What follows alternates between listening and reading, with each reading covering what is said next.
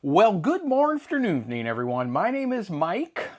That's me, right here at FilmBoy24, and I've got a doozy for you today. You can see I have a desk full of goodies. We're going to get into that in 1 second, but our primary focus is on this. This is from the Film Photography Project. It's a black and white 16mm double perf film stock, and we're going to see it here in just a second.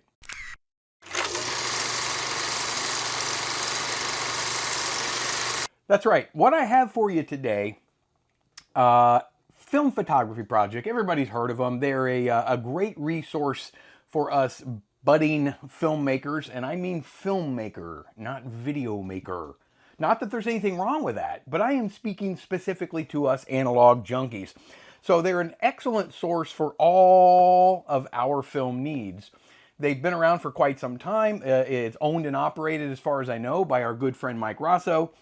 So what I wanted to do, and I purchase a lot of my developing chemicals directly from the Film Photography Project. They got really good prices. Their shipping speed is really nice. And, well, they got a great selection. So, and by the way, let me just preface everything by saying they have no affiliation with this channel. In other words, I'm not sponsored. I'm just doing this because I like to talk about things that make my life a little bit easier in this film world. I have shot some FPP film in the past. I've shot several rolls of their film, but not really, I just develop it myself, so not really in the realm of seriousness. So a really good friend of the channel, our buddy Barry, he had purchased this roll of film and it included processing and scanning. He purchased it a while back and was not going to be able to get to it. So he says, "Hey, Mike, how about you give it a shot?" And I said, "Well, send it on over. I'll see what I can do with it." Well, I kind of got busy, and I live here in Florida where it's either, well, especially during the summer, it's either 104 degrees and 98% humidity, or it's raining. So I really wasn't able to get outside and shoot with this, even though it's a faster speed film, so you should be relatively okay indoors with it. So I was nearing the end of the deadline for this, so I decided I was just going to shoot it right here. I was going to give it the ultimate test and see if it could handle my blabbing.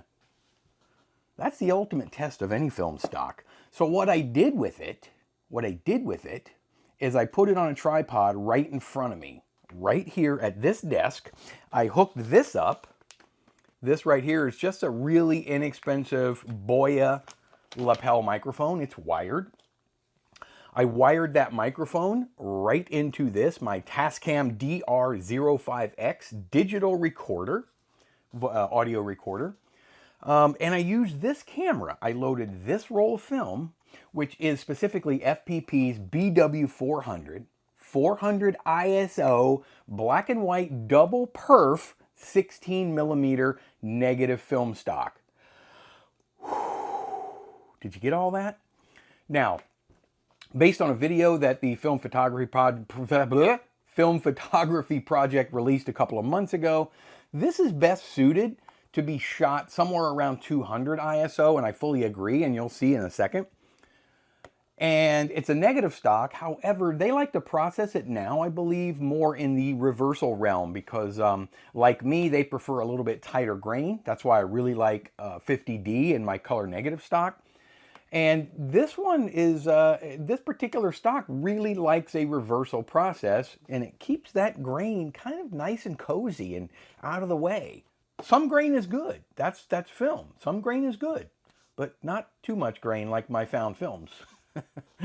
So that's exactly what we did. We had them process it. We had them scan it because that was included in the price that Barry paid when he first purchased this film.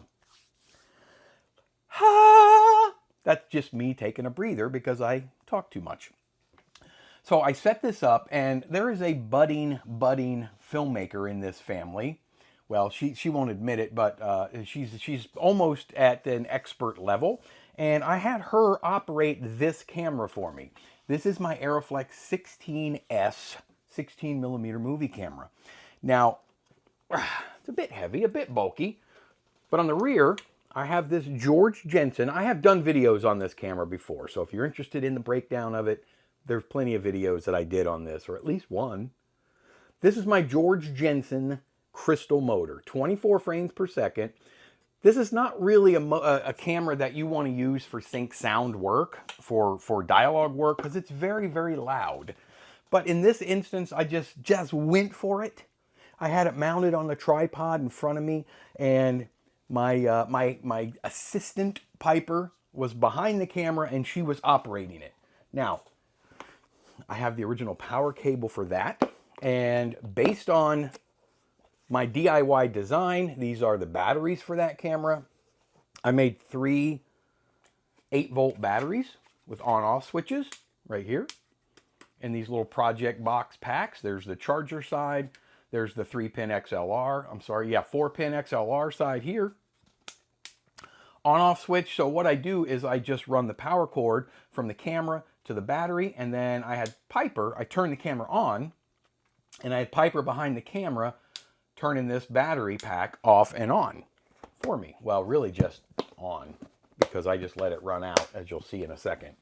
Anyway, it worked really well. I didn't use the magazine. It's just a 100-foot load. So these cameras, you can take the magazine off, put a port cover over the top, and they'll accept these 100-foot loads nice and snugly. So that's what I did. I shot the film, I recorded audio, and this was merely just for testing purposes. I believe, and I probably should have triple checked before I started the video, but I believe I used my 10mm lens with this. And then after doing a bit of metering, and I do most of this by myself. Yes, I did my 10mm lens. I came up with somewhere around f2.8.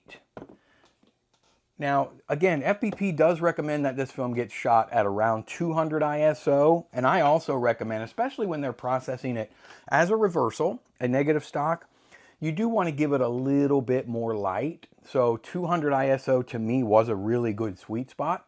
I would rather overexpose my film a tiny bit than under, because it's very hard to pull things back out of underexposure. So that's what I did. I settled on f2.8, locked it down, did the best I could to focus. Now, one thing I will say, along with all the other things that I do say, I did have a bit of gate weave with this camera, which is a little bit unusual. It has nothing to do with FPP's developing or scanning, because I can see the frame kind of moving independent of the sprocket holes. And that is the only reason why I'm going to leave the sprocket holes in this film for you to see, the perforations, because I don't typically do that. I don't like that. But I'm going to for this one, just so you can see what I'm talking about. It dances around a little bit, the frame does, but that's okay. We could stabilize that later if we want to. I'm not really concerned about it. This was a fun test. I was more concerned about what type of picture I was going to get out of this. All I can say is I was really, really surprised. Really surprised. It was scanned by FPP at 4K on their scan station. Beautiful, beautiful scan station scanner. I'm going to show you the results of not only the picture, but the syncing of the audio, and I'm going to show it to you right now. We are rolling. Let's mark it. I'm going to give it a second because I don't know how much film. Oh, I got to start that. Hopefully that worked. We'll see. So guys, here we are. We are testing this FPP, or film photography project, black and white, 400 speed, double perforated, negative film stock, 16mm, double perforated. So really you could shoot it in any 16mm camera on the planet. And that I like. Why is this up here? Well, I'm going to tell you, and I'm looking beyond the camera, and I have my beautiful daughter Piper, who's operating the battery pack for me, so she's giggling. So this is my Krasnogorsk K3. It's my upgraded Super 16. I wanted to shoot this film in this. I loaded it. I started shooting, and it did what K3s do, and it started slipping in the gate, and it started bunching up in there. I fixed it. I ran it again, and it did the same thing. So I figured, what the whoop, I might as well go ahead and film in here. I'm using now my Arriflex 16S, and I'm shooting it, and you could probably hear it because it's loud.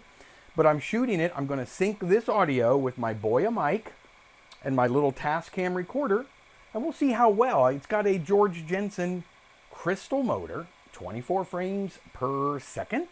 I'm using the 10mm lens on my camera, and I've got it opened up to f2.8. I think I'm in between f-stops, in between.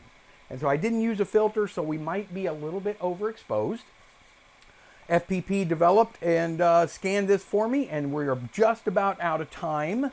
So we're going to tail slate, just so I have a quick reference. And that was the slate falling on the floor. Now we're just going to let the camera run out. We're going to just free roll. And as soon as we hear something, we know we're out of film. So until that time, well, I'm just going to look at Piper, who's behind the camera. And she's giggling and she's laughing. And I think we are probably out of film. What do you think, Piper? Yeah. Well, you can go ahead and turn it off now. Peace, guys. Back to Mike. I mean, I love it. I absolutely love it. They're dead on. That grain is right where it needs to be. Right where it needs to be. I mean, I could see this being a very viable film stock for a lot of reasons, for a lot of things. Nice little short film stock or feature film, whatever you want to do, or narrative stuff, or documentary, or commercial work, or just good old-fashioned fun like I do.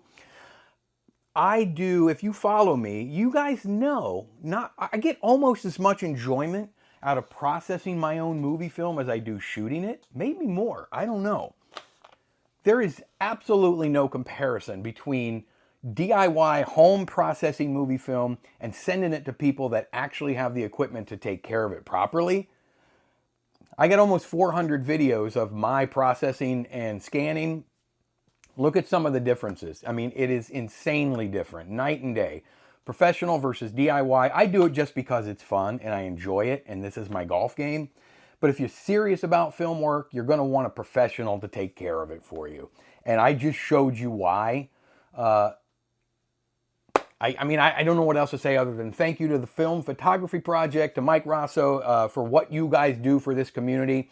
One more time, a remander, I'm not getting paid. I'm not sponsored or anything from them. I've used them for years and years. I have actually followed Mike Rosso's filmmaking life for many, many years. So I'm just so happy. It's a simple but apt word right now. I will leave links to exactly where you can find this and all their they got a lot of stuff in their store. But try to support people like them. These one-off labs, this is how they survive. His prices are real good. They have a really good selection. They do a podcast. I mean, there's a lot going on over there. I just can't say enough about what they do for the film community.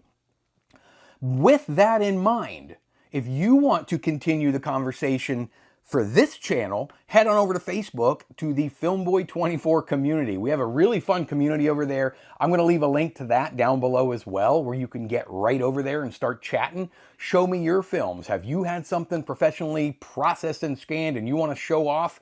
We got a great community. I do a live stream every single Sunday at 2 p.m. Eastern time. I typically will show a film or two, something that maybe I've shot, or a found film, or something I processed, or sometimes still films. Still photography, pictures. We do all kinds of crazy things over at that live stream. If you are interested in becoming a member, because some of this starts getting a little bit costly on my end. I'm just a real little tiny YouTube guy with a very niche little market. And it gets kind of expensive. If you want to become a member and really help support this channel, you could do that as well by hitting the join button down below, or there's a link in that description as well. In the description. Take a look at the last found film I just posted. I do a great series on found film. I love the series anyway. I think it's great. We're trying to piece together what on earth all these girls on the TV are from. There's different TV shows and movies, and we're getting close. There's a couple scenes that we're still not sure about. Look at the last found film I just posted. Really, really kind of interesting. I might rescan that film because it's a little blown out in a lot of places, but We'll get to that later. Right now, we're worried about this. I hope you enjoyed this. I really, really love this film stock. It makes me, it just makes me, I did buy another roll. I bought another roll from the FPP. I haven't shot this yet. And no, I didn't buy this roll. It was gifted to me by a member. I just told you that. But I did buy this roll. It's their Cine 8 black and white 100 ISO negative film. Look for this too. I may process this myself. I don't know. I might send it to the fellas over at FPP. We'll see. I'm so impressed with the job that they did with this that, I mean, it's hard not to. If you enjoyed this, can you please do me a favor? Can you do that? See it with them. I'm looking at the screen. It's right there. Just hit the thumbs up button. I would really appreciate it. It helps me keep this rolling. If you enjoyed this little, it's not really a review. It's just kind of showing you. And I sent them a little thumb drive, and they put my files right on there. Sent my film right back to me on a core. Look at this. Right on the core, 100 feet. 4K scan, reasonably priced. That's all I have to say. Do that if you think you might want to see more films. If you're interested, like I say, I don't know if I'm going to send this to FPP for developing and scanning or if I'm going to do it myself. We'll see. It's hard to do it yourself after you've seen that. Until the very next time that I see all of you people's gorgeous faces. Oh, there it is. It's way out front this time. Way over there. I'll see all of you on the very next go around.